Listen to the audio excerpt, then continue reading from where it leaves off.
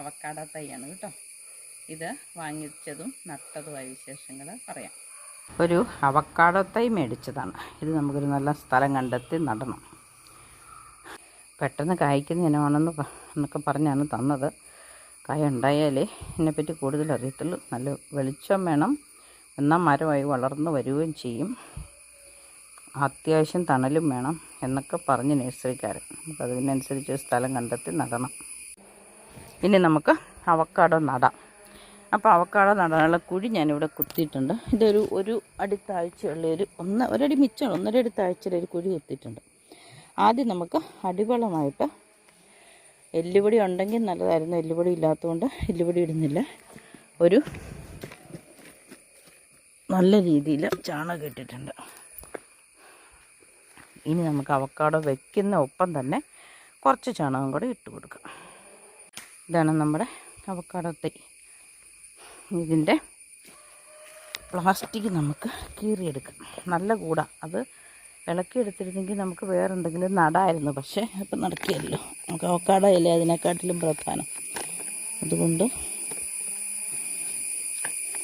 എന്നാ നടാൻ പറ്റുന്നത്, മഴ പെയ്യുന്നതെന്ന് അറിയത്തില്ലല്ലോ എന്നോർത്ത് അവക്കാഡോയുടെ ചുവട്ടിലിച്ചിരി ചാണകം ഇട്ട് കൊടുത്തിരുന്നു. പക്ഷേ മഴ പെയ്തതുകൊണ്ട് നമ്മൾ ഉടനെ തന്നെ മണ്ണിലേക്ക് നടുക.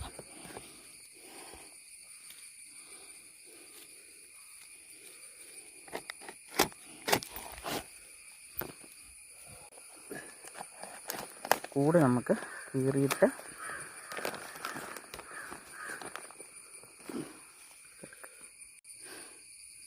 നമുക്ക് കൂടങ്ങ് മാറ്റിക്കളഞ്ഞിട്ട് മണ്ണൊന്ന് ഇളക്കി ഇതിനകത്തേക്ക് വയ്ക്കാം.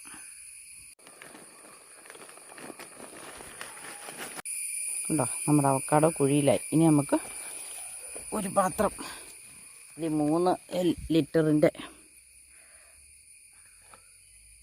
പെയിൻറ്റ് പാത്രം കേട്ടോ. ഇതിന് ഒരു പാത്രം കൂടെ ഇതിന് ചുറ്റും അങ്ങ് ഇട്ട് കൊടുക്കുക. ഇനി നമുക്ക് മേൽമണ്ണിട്ട് ചവിട്ടി ഉറപ്പിക്കാം.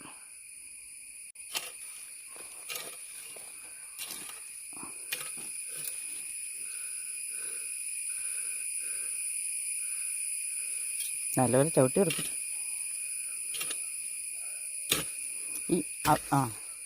അത് തന്നെ ആ കറുത്ത മണ്ണ് ഈ പൊങ്ങിയിരിക്കുന്നിടത്താണ്.